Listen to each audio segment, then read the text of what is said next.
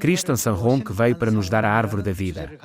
Com este título de sermão, vamos estudar a história do Jardim do Éden, sobre a árvore do conhecimento do bem e do mal, e a árvore da vida. Não é demais dizer que os 66 livros da Bíblia estão envoltos num profundo mistério.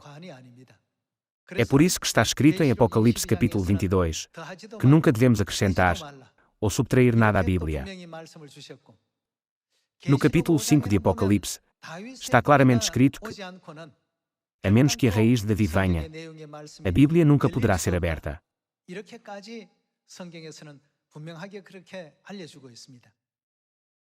A Bíblia não é o estudo dos homens. Por esta razão, de quem precisamos para compreender corretamente o que está escondido na Bíblia? Quem deve vir? Deus tem de vir. Nós não podemos ter uma compreensão correta da Bíblia sem receber os ensinamentos de Deus. Vou dar-vos um exemplo. Uma mãe orava a Deus dia e noite para que o seu filho se tornasse uma pessoa justa. Enquanto ela orava fervorosamente a Deus, sem saber, as lágrimas corriam-lhe pelo rosto. Entretanto, uma gota de lágrima caiu por acaso num pequeno tubo de ensaio de vidro. Um professor apresentou o tubo de ensaio de vidro, que continha a lágrima sincera da mãe, e explicou o significado aos seus alunos. Turma, o tubo de ensaio de vidro que vêem à vossa frente contém uma lágrima de uma mãe. Agora, se fôssemos analisar os componentes desta lágrima, que elementos poderiam estar dentro dela? Perguntou ele. E continuou, do ponto de vista físico, as lágrimas são compostas por água e uma quantidade ínfima de sais. No entanto, não acham que há mais alguma coisa lá dentro? O professor voltou a perguntar aos alunos: dentro desta única lágrima está o amor sincero da mãe pelo seu filho. Vocês seriam capazes de extrair esse amor utilizando qualquer ferramenta científica? Alguém o pode extrair? O coração ansioso da mãe, o amor sincero e a dedicação ao seu filho estão nessa lágrima, mas é impossível extraí-los dela. Hoje, ao refletirmos sobre este assunto, vamos examinar cuidadosamente a profunda vontade de Deus, escondida na Bíblia sob a forma de parábolas. Que esforços fez o próprio Deus por nós, ao vir a esta terra? Por mais vezes que analisem os componentes da lágrima, é impossível compreender o amor e o sacrifício que se encontram nela. No entanto, dentro dessa lágrima, estão infundidos numerosos elementos. O coração sincero da mãe está nele misturado com a profunda devoção e amor pelo seu filho. Isto é algo que não pode ser extraído por nenhuma ferramenta.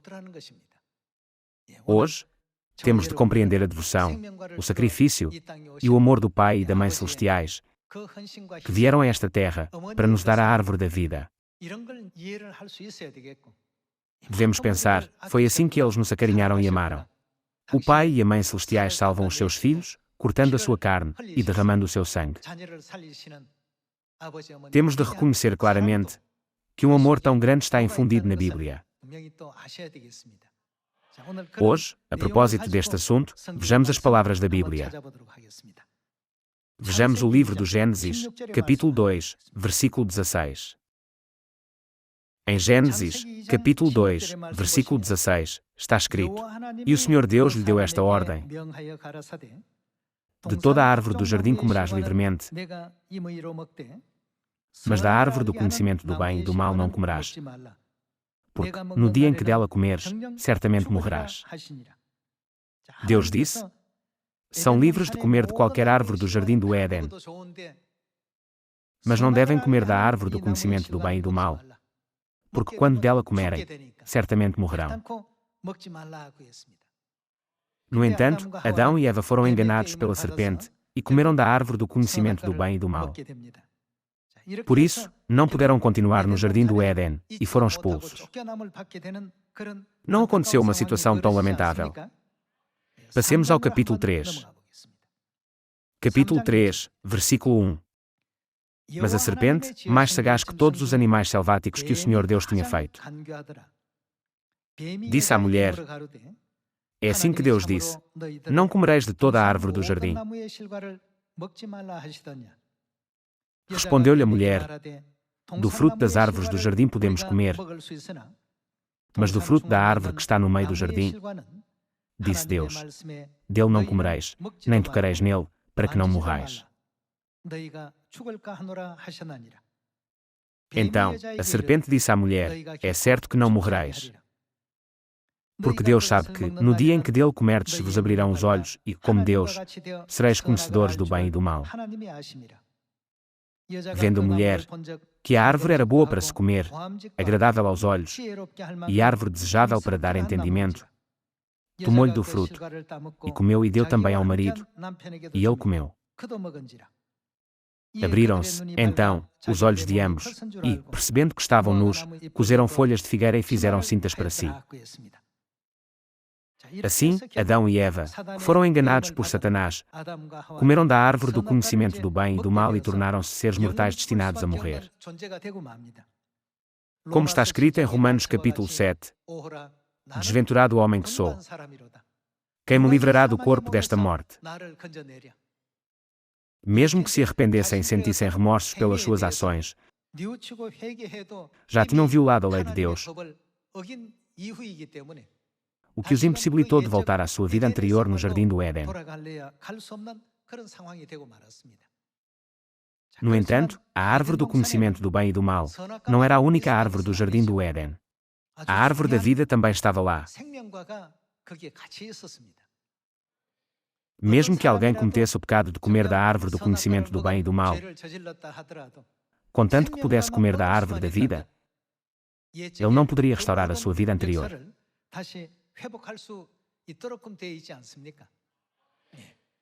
Por isso, Deus bloqueou o caminho, para que os pecadores não pudessem aproximar-se da árvore da vida.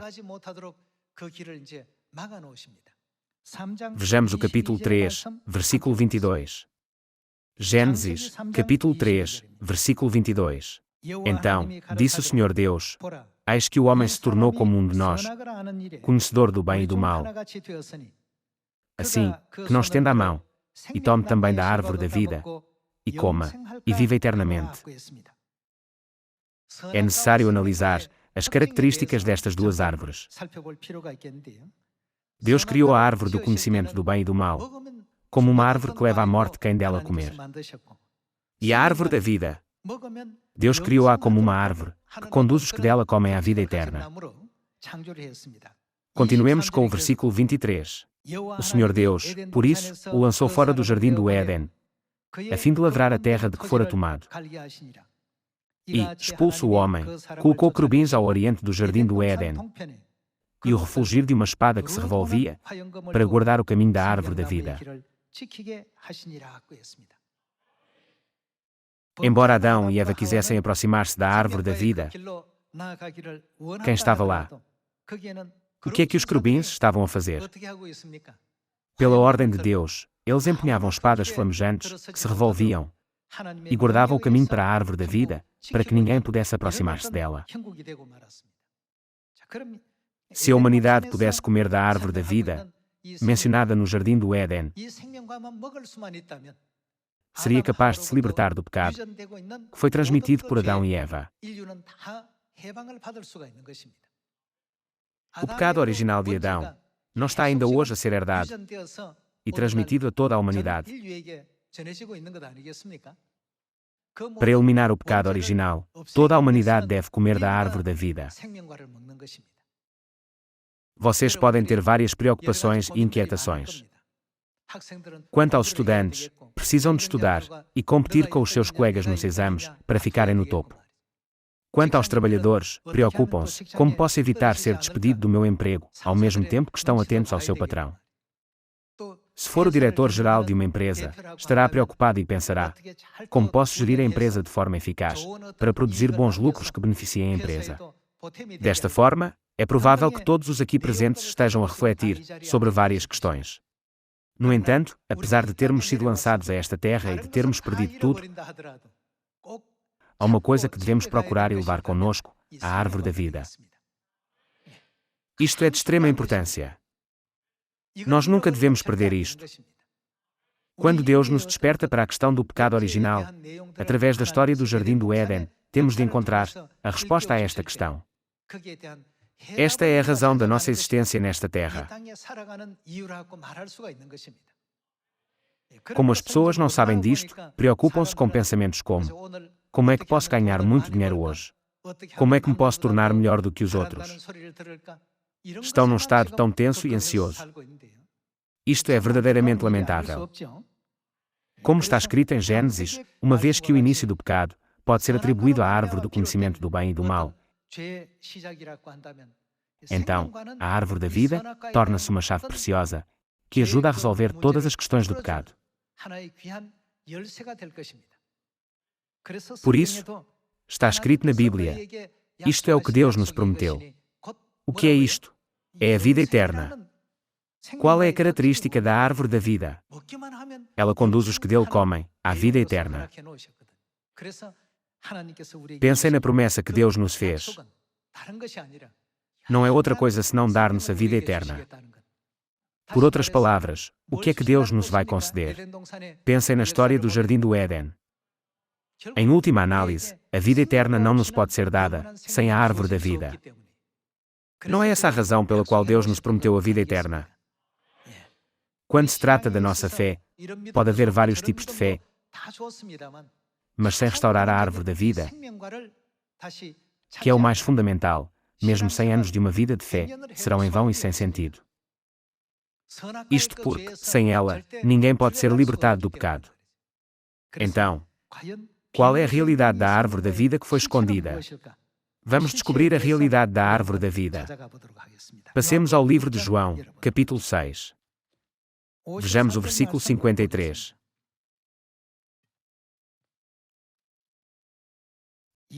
Respondeu-lhes Jesus: em verdade vos digo, se não comerdes a carne do Filho do Homem, e não beberdes o seu sangue, não tendes o que não tereis.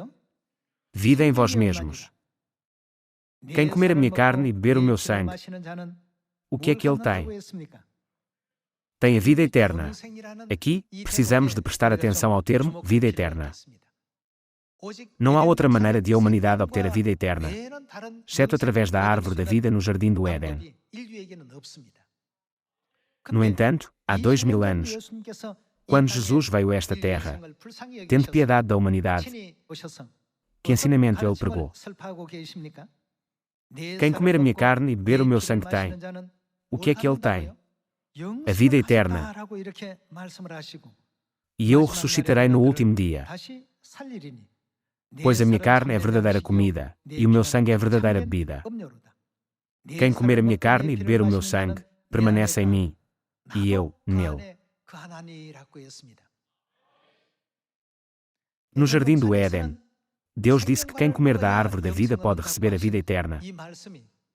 E em João, capítulo 6, Jesus disse que quem comer a carne do Filho do Homem e beber o seu sangue tem a vida eterna. Através deste versículo do Novo Testamento, podemos compreender a realidade da árvore da vida do Jardim do Éden. O que é que a carne e o sangue de Jesus representam no Jardim do Éden? Se examinarmos o problema de perto, podemos encontrar a resposta dentro dele. Não se costuma dizer que onde há o problema há uma solução. A solução para o problema do pecado pode ser encontrada no Jardim do Éden. Uma vez que está escrito que, no Jardim do Éden, não há outro caminho para a vida eterna senão a árvore da vida, o que é que a carne e o sangue de Jesus representam no Jardim do Éden? Podemos confirmar que a carne e o sangue de Jesus representam a árvore da vida. O Antigo Testamento é uma sombra, e o Novo Testamento é a realidade. A árvore da vida no Jardim do Éden é uma sombra. Qual é a realidade da árvore da vida? Cristo promete dar a vida eterna a toda a humanidade, através da sua preciosa carne e sangue, que são a realidade da árvore da vida. Então, como é que podemos participar da carne e do sangue de Jesus? Se isto for mal entendido, pode ocorrer uma perseguição como a da igreja primitiva. No tempo da igreja primitiva, quando muitos gentios perseguiam e torturavam intensamente os cristãos, acusavam-nos, dizendo: os cristãos consomem carne humana. São uma organização extremamente maliciosa. Eles marcavam os cristãos com rumores tão maldosos e arrastavam-nos pelo Coliseu, fazendo deles alimento para leões e castiçais humanos. Desta forma, estigmatizaram os cristãos como hereges e os exterminaram. Jesus disse: quem comer a carne do Filho do Homem e beber o seu sangue tem a vida eterna. Este ensinamento foi guardado e transmitido na igreja primitiva. Como podemos, então, comer a carne de Cristo e beber o seu sangue? Passemos ao livro de Mateus, capítulo 26. Em Mateus, capítulo 26, versículo 17, está escrito: no primeiro dia da festa dos pães asmos, vieram os discípulos a Jesus e lhe perguntaram: onde queres que te façamos os preparativos para comeres a Páscoa? E ele lhes respondeu: ide à cidade ter com certo homem, dizei-lhe: o mestre manda dizer, o meu tempo está próximo. Em tua casa celebrarei a Páscoa com os meus discípulos. E eles fizeram como Jesus lhes ordenara e prepararam. O que é que eles prepararam? A Páscoa. Qual é a relação entre a árvore da vida, a carne e o sangue de Jesus, e a Páscoa que estamos a examinar nesta passagem da Bíblia? Vamos encontrar a resposta no versículo 26. Versículo 26. Enquanto comiam, enquanto celebravam a Páscoa, tomou Jesus um pão e, abençoando-o, o partiu e o deu aos discípulos, dizendo: tomai, comei, isto é, o que é? O meu corpo. Ele conferiu tal significado ao pão da Páscoa como o seu corpo santo. Versículo 27. A seguir, tomou um cálice. O vinho da Páscoa está no cálice. E, tendo dado graças, o deu aos discípulos, dizendo: o que é que Jesus lhes mandou fazer? Bebei dele todos. Porque isto, de quem é o sangue? É o meu sangue, o sangue da nova aliança, derramado em favor de muitos, para a remissão de pecados. Examinemos os versículos de João capítulo 6 e Mateus capítulo 26, como versículos pares. Jesus disse: quem comer a carne do Filho do Homem e beber o seu sangue, tem a vida eterna. Como acabamos de ler, o pão e o vinho da Páscoa representam a sua carne e o seu sangue. Portanto, o que dizer dos que participam da Santa Ceia da Páscoa? São aqueles que comem a carne de Jesus e bebem o seu sangue. Assim, podem participar na promessa de Jesus de dar a vida eterna. Por outras palavras, a Páscoa é a árvore da vida do jardim do Éden. Hoje em dia, nesta aldeia global, há inúmeras igrejas como a areia à beira-mar, mas elas não observam a Páscoa. O facto de não guardarem a Páscoa indica que elas não têm a árvore da vida. O facto de não terem a árvore da vida prova que ainda estão sob o controle do pecado.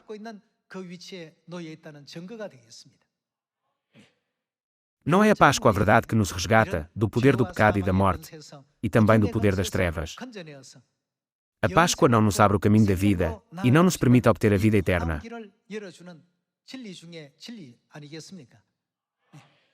Por conseguinte, de que é que os seres humanos mais precisam? Não se trata de bens materiais, nem de conhecimentos académicos, nem de qualquer forma de aplauso ou admiração das pessoas. Ninguém pode entrar no reino dos céus com qualquer uma destas coisas. Não é o reino dos céus o lugar onde podemos entrar, com a verdade da árvore da vida. É por isso que Deus veio a esta terra e estabeleceu o regulamento da verdade, a Páscoa. Além disso, Ele até a elevou como uma nova aliança. Vamos ao livro de Lucas, capítulo 22, versículo 7. Vejamos o capítulo 22, versículo 7. Chegou o dia da festa dos pães asmos, em que importava comemorar a Páscoa. Jesus, pois, enviou Pedro e João, dizendo: Ide preparar-nos a Páscoa para que a comamos. Passemos ao versículo 13. E, indo, tudo encontraram como Jesus lhes dissera e prepararam a Páscoa. Chegada a hora, pôs-se Jesus à mesa, e com ele os apóstolos. E disse-lhes: Tenho desejado ansiosamente. O que é que Jesus desejou ardentemente fazer?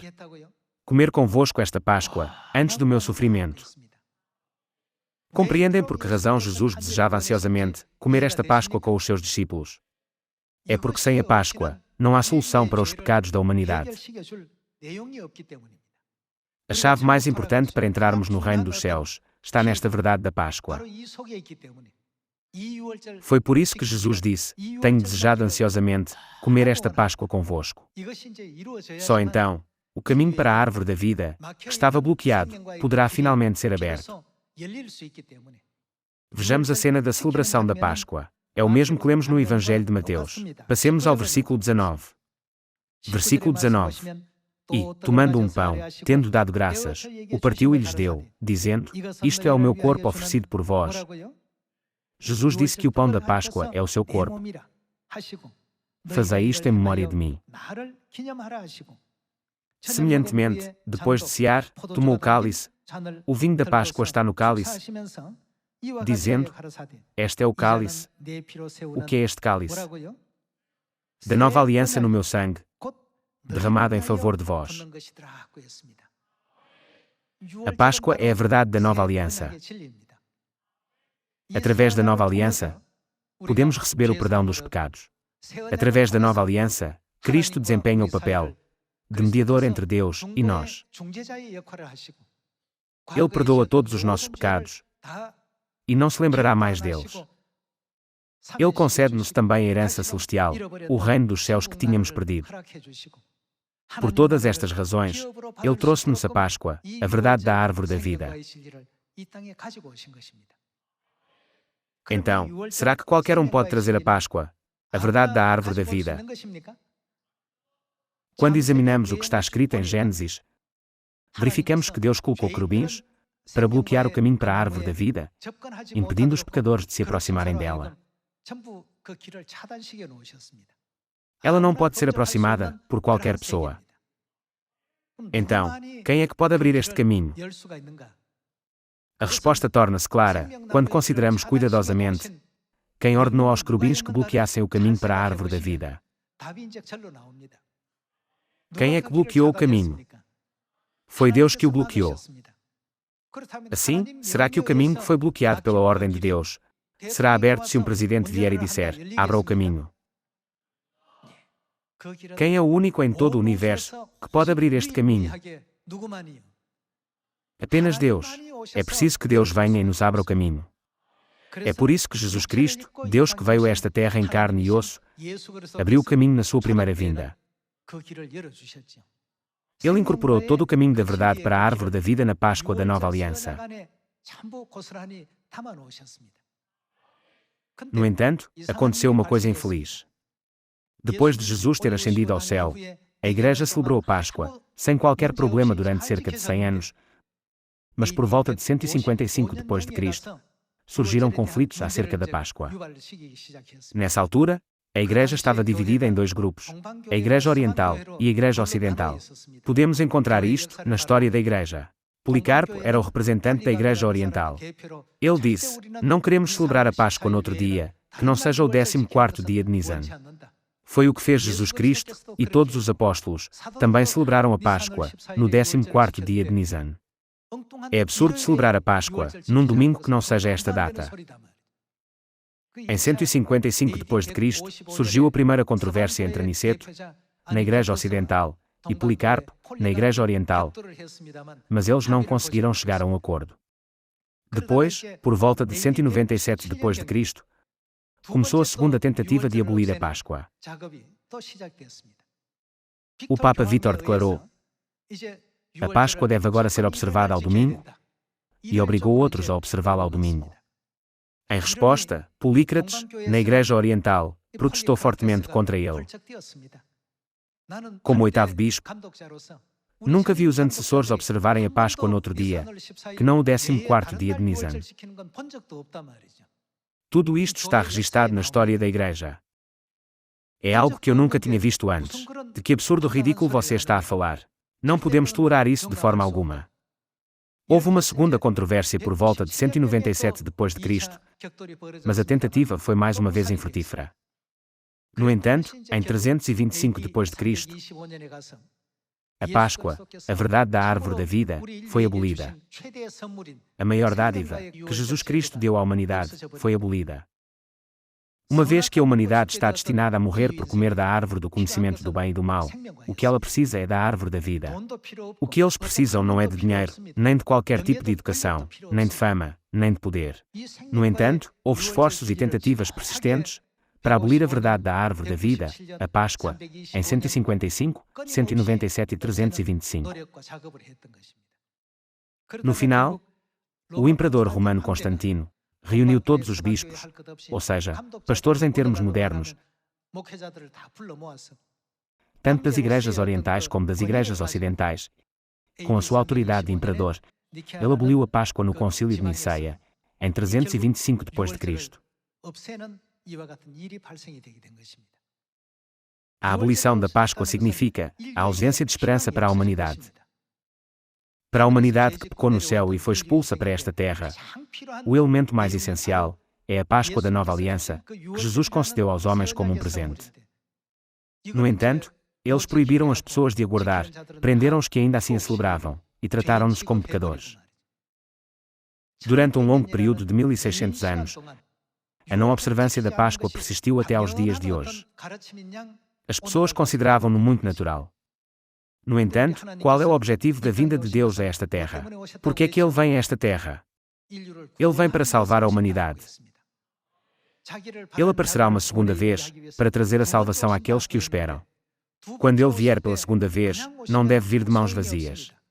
O que é que Ele deve trazer? Ele deve trazer a árvore da vida do jardim do Éden, para redimir a humanidade dos seus pecados. Portanto, quando Ele vier a esta terra pela segunda vez, deve trazer a Páscoa, a verdade da árvore da vida. Estas não são as minhas palavras ou opiniões. Estes são os ensinamentos escritos na Bíblia, e o que Cristo Sanhong nos ensinou. Hoje, as igrejas do mundo dizem que a Páscoa é desnecessária, mas, na verdade, ela é absolutamente essencial para aqueles que querem ser salvos e entrar no reino dos céus. Vejamos o capítulo 25, versículo 6, de Isaías. O Senhor dos Exércitos dará neste monte a todos os povos um banquete de coisas gordurosas, uma festa com vinhos velhos, pratos gordurosos com tutanos e o que mais será preparado? Vinhos velhos bem clarificados. Que tipo de vinho é? Há quanto tempo está armazenado? Esteve armazenado durante mais de 1600 anos. Deus vai preparar um banquete de vinhos velhos e vai tragar a morte para sempre. Ao longo dos 66 livros da Bíblia, qual é o vinho que tem a promessa de eliminar a morte?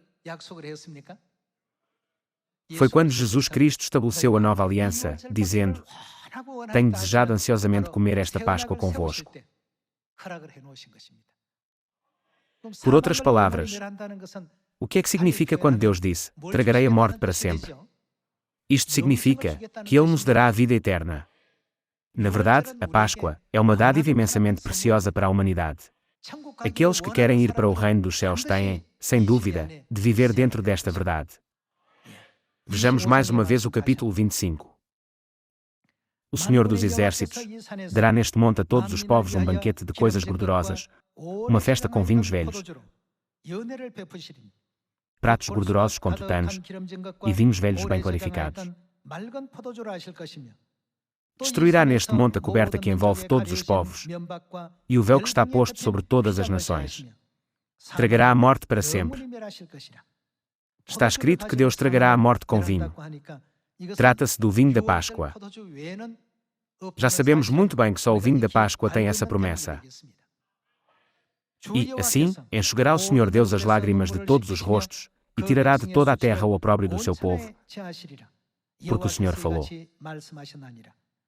Naquele dia, se dirá: quem é o anfitrião deste banquete onde a morte é eternamente tragada pelo vinho velho? Quem é ele? Eis que este é o nosso Deus, em quem esperávamos, e Ele nos salvará. Irmãos, quem nos concedeu a Páscoa da Nova Aliança? Quem é que nos trouxe a árvore da vida espiritual?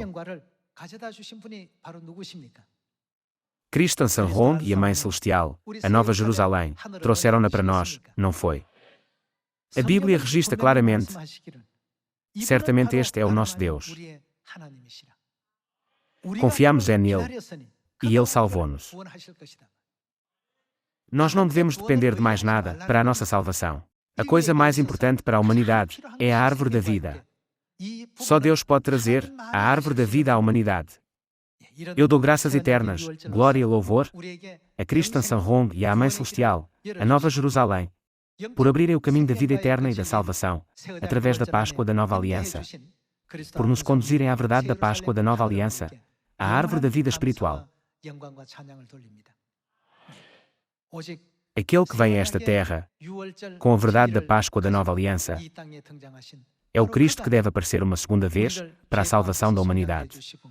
Ele redimir-nos-á dos nossos pecados. Por favor, confirmem-no mais uma vez, através das profecias da Bíblia. Onde quer que Cristo Ansanhong nos conduz, e onde quer que a Mãe Celestial nos conduz, nunca devemos deixar de os seguir até ao fim com obediência. Só a Igreja de Deus tem a árvore da vida. O Pai Celestial e a Mãe Celestial chamaram-nos para a verdade e permitiram-nos conhecer a verdade da Páscoa da Nova Aliança. Expressemos a nossa profunda gratidão, honra e louvores a eles, durante este alegre dia de sábado. Com esta alegria no coração, vivamos a nossa vida com esperança no futuro. Com isto, eu gostaria de concluir o sermão de hoje. Muito obrigado.